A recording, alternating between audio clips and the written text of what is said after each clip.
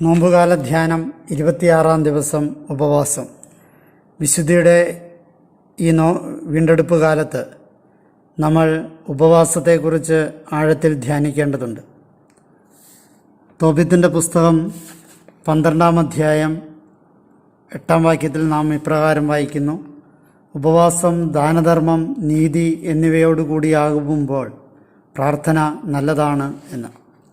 ചില പിശാചുകളെ ഒഴിവാക്കാൻ ഉപവാസം അനിവാര്യമാണെന്ന് ക്രിസ്തു തൻ്റെ ശിഷ്യന്മാരെ ഓർമ്മിപ്പിക്കുന്നുണ്ട്.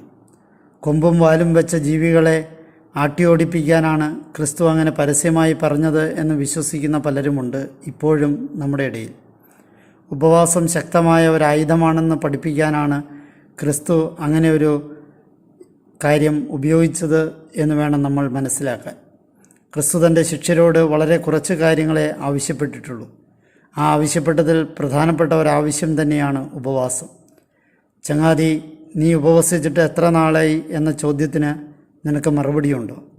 എന്തിനാണ് ഉപവസിക്കുന്നതെന്ന ചോദ്യത്തിന് ശരീരത്തിലെ കുറച്ച് മേധസ് കുറയാനും ശരീര സൗന്ദര്യം വർദ്ധിക്കാനുമാണെന്നൊക്കെ പറയുന്നവരോട് ക്രൂശിതൻ പൊറുക്കട്ടെ എന്ന് നമ്മൾ പ്രാർത്ഥിക്കേണ്ടതുണ്ട്.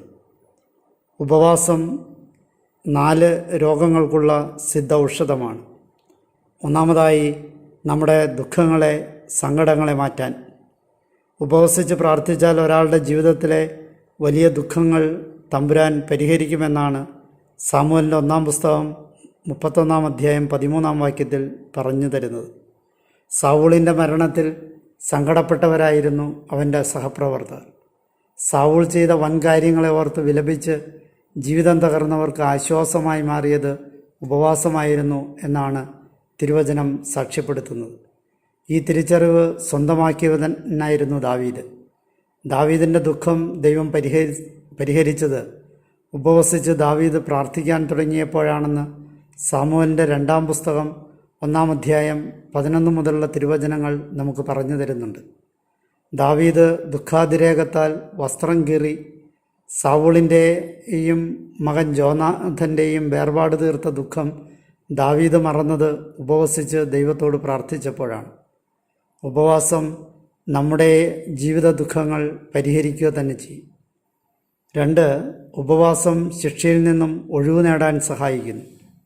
പാപിക്ക് രക്ഷ നേടാനുള്ള സുവർണ അവസരമാണ് ഉപവാസം. നിരന്തരം പാപാവസ്ഥയിൽ കഴിയുന്നവർക്ക് അതിൽ നിന്നും വിടുതൽ നേടാൻ തിരുവചനം നൽകുന്ന സിദ്ധ ഔഷധമാണ് ഉപവാസം. പഴയ നിയമത്തിൽ ആഹാബ് രാജാവ് ഉപവസിച്ച് പ്രാർത്ഥിച്ചപ്പോൾ ദൈവം അവനിൽ കനിയുകയും അവനോട് കാരുണ്യം കാണിക്കുകയും ചെയ്തു എന്നാണ് തിരുവചനം നമ്മെ പഠിപ്പിക്കുന്നത്. ഭാര്യയായ ജസബലിൻ്റെ പ്രേരണയ്ക്ക് വഴങ്ങി കർത്താവിന് അനിഷ്ടമായത് പ്രവർത്തിച്ച് ആഹാബ് വലിയ ദൈവകോപമാണ് വിളിച്ചു വരുത്തിയത്. മ്ലേച്ഛത പ്രവർത്തിക്കുകയും വിഗ്രഹാരാധന നടത്തുകയും ചെയ്ത തെറ്റിന് ആഹാബ് ശപിക്കപ്പെടും എന്ന് മനസ്സിലാക്കിയപ്പോൾ ആഹാബ് ഉപവസിക്കാൻ തീരുമാനിച്ചു. വസ്ത്രം കീറി ചാക്കുടുത്ത് ഉപവസിച്ച ആഹാബിനെ ശിക്ഷയിൽ നിന്നും ദൈവം അത്ഭുതകരമായി രക്ഷിച്ചു എന്നാണ് രാജാക്കന്മാരുടെ 1-ാം പുസ്തകത്തിൽ നാം വായിക്കുന്നത്. ഉപവസിച്ച ആഹാബിനെക്കുറിച്ച് ദൈവം തിഷ്ബിബ്യനായ ഏലിയായോട് എത്ര സുന്ദരമായാണ് വർണ്ണിച്ചു കൊടുക്കുന്നത് എന്ന് നമ്മൾ വായിക്കേണ്ടതുണ്ട്. കർത്താവ് അരുളി ചെയ്തു: ആഹാബ് എൻ്റെ മുമ്പിൽ എളിമപ്പെട്ടത് കണ്ടില്ലേ? അവൻ ഉപവസിച്ച് തന്നെ താഴ്ത്തിയതിനാൽ അവൻ്റെ ജീവിതകാലത്ത് ഞാൻ നാശം വരുത്തുകയില്ല. അവൻ്റെ പുത്രൻ്റെ കാലത്തായിരിക്കും ആ ഭവനത്തിന് ഞാൻ തിന്മ വരുത്തുക. രാജാക്കന്മാരുടെ 1-ാം പുസ്തകം 21-ാം അധ്യായം 29-ാം വാക്യം. എസ്തേറിൻ്റെ ജീവിതത്തിലും ശിക്ഷയിൽ നിന്നും ദൈവം ഇളവ് കൊടുത്തത് ഉപവസിച്ച് പ്രാർത്ഥിച്ചപ്പോഴാണെന്ന് രേഖപ്പെടുത്തിയിട്ടുണ്ട്. എസ്തേറിൻ്റെ പുസ്തകം 4-ാം അധ്യായം 11-ാം വാക്യം. ഉപവാസത്തിൻ്റെ 3-ാമത്തെ ദൗത്യം ഭാവി കാര്യങ്ങൾ അറിയാനും പ്രവചനങ്ങൾ മനസ്സിലാക്കാനും ഉപവാസം അനിവാര്യമാണ് എന്നുള്ളതാണ്. ഇസ്രായേൽ ജനം നിർണായകമായ തീരുമാനങ്ങളെല്ലാം കൈക്കൊണ്ടിരുന്നത് ഉപവാസ പ്രാർത്ഥനകൾക്ക് ശേഷം മാത്രമായിരുന്നു എന്നാണ് ന്യായാധിപന്മാരുടെ പുസ്തകത്തിൽ നിന്നും നാം വായിക്കുന്നത്. അവർ യുദ്ധവിജയം നേടിയതെല്ലാം ദൈവത്തോട് ചോദിച്ച് ദൈവം പറയുന്നതിനനുസരിച്ച് യുദ്ധം ചെയ്തതുകൊണ്ട് മാത്രമായിരുന്നു. വരാൻ പോകുന്ന കാര്യങ്ങൾ ഇസ്രായേൽ മുൻകൂട്ടി അറിഞ്ഞതെല്ലാം അവർ ഉപവസിച്ച് പ്രാർത്ഥിച്ച സമയങ്ങളിൽ മാത്രമായിരുന്നു. ഉപവസിക്കാതെ അവർ എടുത്ത തീരുമാനങ്ങളെല്ലാം എട്ടുനിലയിൽ പൊട്ടിപ്പോയി എന്നാണ് അവരുടെ പരാജയകഥകൾ നമുക്ക് ഗുണപാഠമായി പറഞ്ഞു തരുന്നത്. ഉപവസിച്ച് പ്രാർത്ഥിച്ചവരോട് ദൈവം ഉത്തരം നൽകിയതിൻ്റെ സുന്ദര വിവരണമുണ്ട് ന്യായാധിപന്മാരുടെ പുസ്തകത്തിൽ. ഇസ്രായേൽ ആ ദിവസം സായാഹ്നം വരെ കർത്താവിൻ്റെ മുമ്പിൽ ഉപവസിക്കുകയും ദഹനബലികൾ അർപ്പിക്കുകയും ചെയ്തു. കർത്താവ് അവർക്ക് ഉത്തരമരുളി.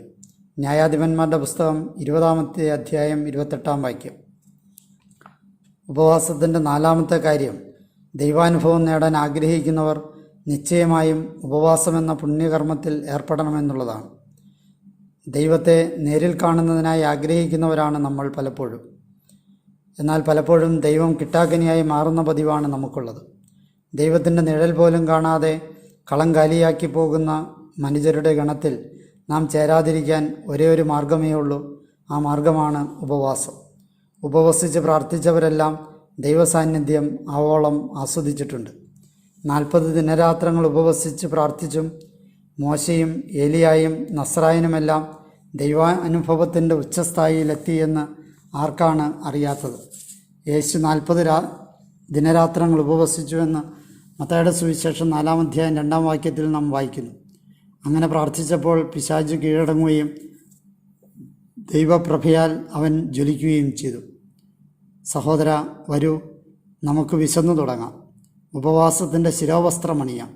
അവൻ്റെ കൂടാരത്തിൽ അങ്ങനെ ഈ നോമ്പുകാലത്ത് നമുക്കും ഒരിടം നേടാം.